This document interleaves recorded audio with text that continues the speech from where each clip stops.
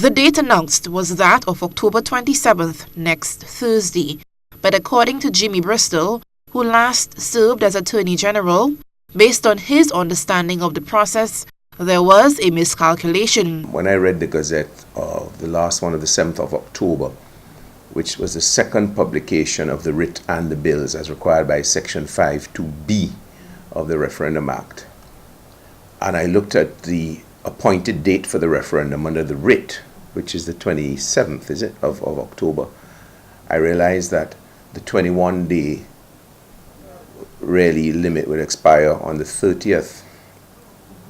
That's the earliest date on which one can have the hold the referendum.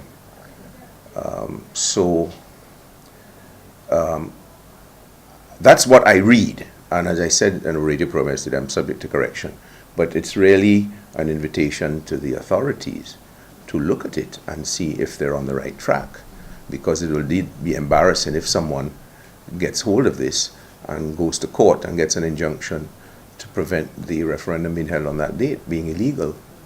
If this is the case, Bristol says some changes will have to be made. They'll have to change the date.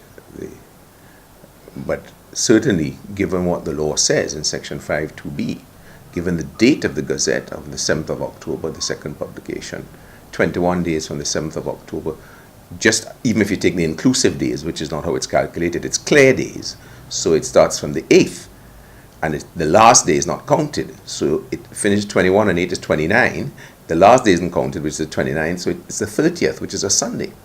So the earliest it could be held is on Monday, the 31st of October. That's what I read.